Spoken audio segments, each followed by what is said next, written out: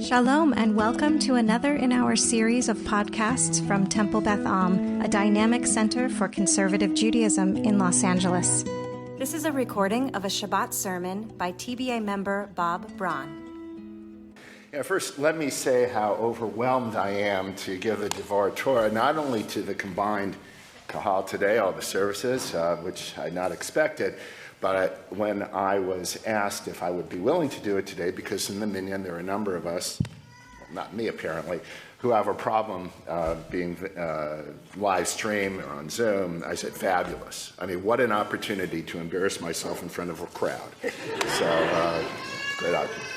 And I am a product of the Library Minyan, and during the last 50 years or so, a number of guidelines about drashot have developed.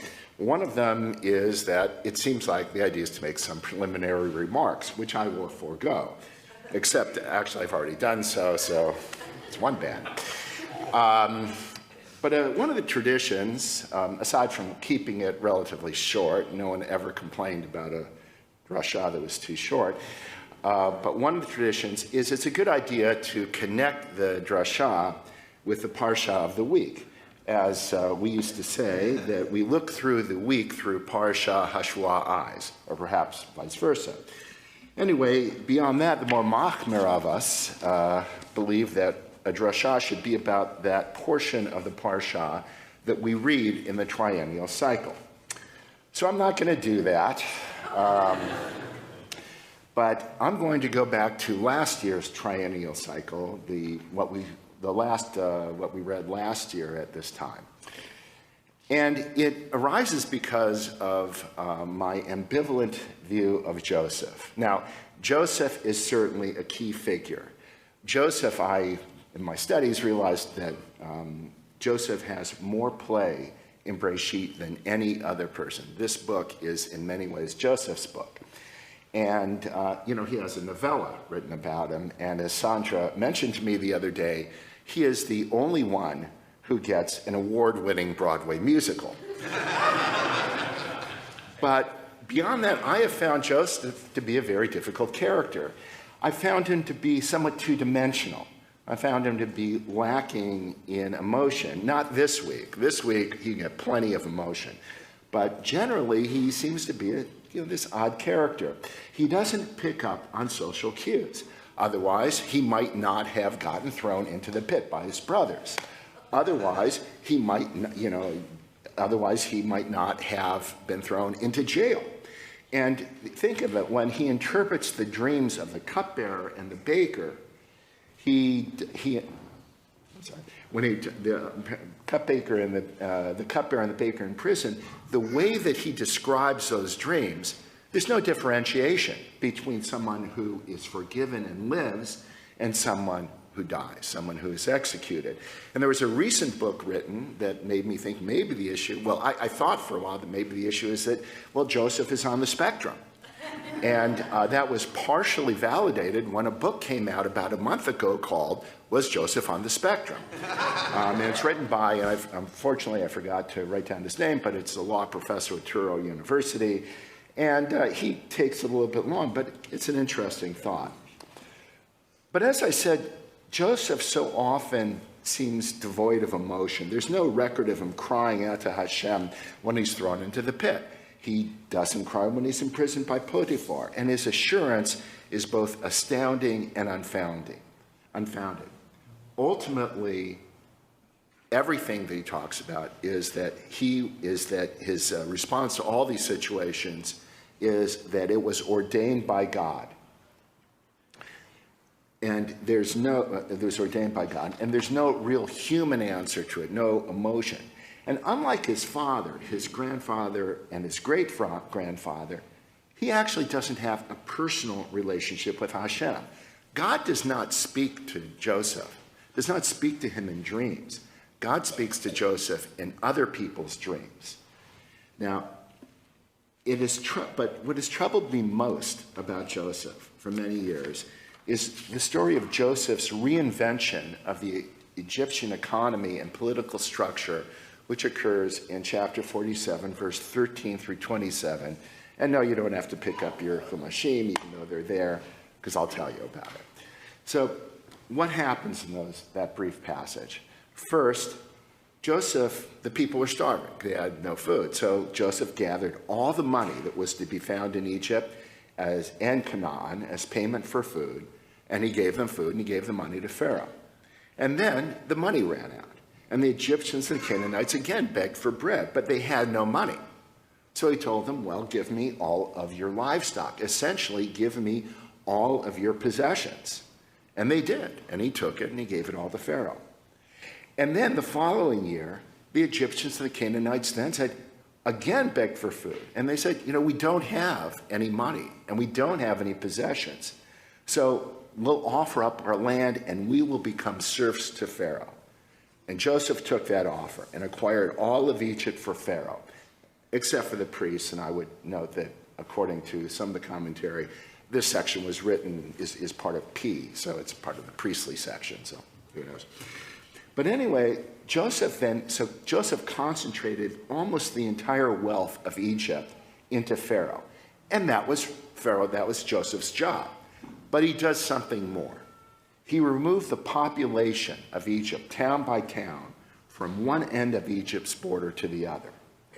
This is radical. And the rabbis' reaction to this in particular is mixed. Now, there's some rabbis who praise Joseph. Nachmanides says that Joseph had great wisdom and understanding and knowledge, and he was completely reliable to Pharaoh. Not only he worked only for Pharaoh, there's no indication that he diverted money to himself. And in our society, when we suspect, and we're often too right, that corruption and power go together, this is admirable. Other commentators emphasize that Joseph gave Egyptians a fair bargain. I mean, after all, they're alive. They didn't die. And Chazal emphasized that the Egyptians asked Joseph to take them and their land in exchange for bread. They were asking Joseph to take them as slaves. Joseph, and the commentary said Joseph only wanted to buy the land, but since they offered to become serfs, he took their offer. However, there are other rabbis who have a different view.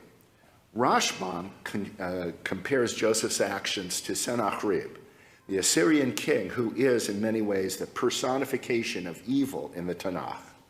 Radak says that Joseph dislocated the Egyptians because he wanted them to know that they were indebted to Pharaoh, that they were alive only by Pharaoh's grace. And in doing so, Joseph deprived them of their dignity and of their identity. However we look at it, the dislocation of entire populations is associated with evil. Stalin removed or killed much of the population of Ukraine and resettled it in order to gain power over it. Mao Zedong removed the city dwellers and intellectuals of China from the city to the country, resulting in massive famine and suffering. In this country, we have removed and dislocated entire nations, the First Nations, and we continue to do that. And let's not forget that that is something that has happened in Israel. These are not things to be proud of. And it is inconsistent with Joseph's actions, and our actions are inconsistent with Jewish values. How does this fit in with the sabbatical year, with the Jubilee year, with the return of the land to the original owners and the forgiveness of debts? So as so many times in the Tanakh, we have to ask ourselves, why is this story here at all? How does this improve the narrative? Why do we need to know how Joseph reconstructed and empowered Pharaoh? Well, Joseph did do well by Pharaoh, but he also created a large landless society at the mercy of Pharaoh, and he didn't have to. He could have taken their land not by owning the land, but as security for repayment. He could have chosen not to make them serfs, but he could have chosen not to remove them from their land. But he chose to enrich Pharaoh over all else. As we say in my business, he was a vigorous advocate for his client. Well, probably more than vigorous. And years later, we probably suffered from that, because years later, when a Pharaoh arose who did not know Joseph, do we think that the ordinary Egyptians, serfs at the hands of the Ivrim, felt compassion for the Ephraim? Did they feel compassion for the Jews who, as we know from the final sentence in this segment of the story, acquired possessions and multiplied in Goshen? Perhaps it's true that this is just the way the script was written. Perhaps it's true that everything he did was preordained by God. But today, we should remember that we are empowered to make choices and that our choices have consequences. As Michael Birnbaum said last week, in so many ways, the world is at a precipice. The decisions we make and the decisions in which we are complicit have meaning and have import. The coming years will see us tested. Let's consider not just what is expedient at the time, not just what serves our current goals and the goals of those for whom we work, but let us extend our vision further and examine how our choices reflect our values and our hopes for the future. You have been listening to another in our series of podcasts from Temple Beth Am, a dynamic center for conservative Judaism in Los Angeles. If you enjoy these podcasts, we invite you to write a review on the Apple Podcast site or wherever you get your podcasts. For more information about Temple Beth Am Los Angeles, go to tbala.org.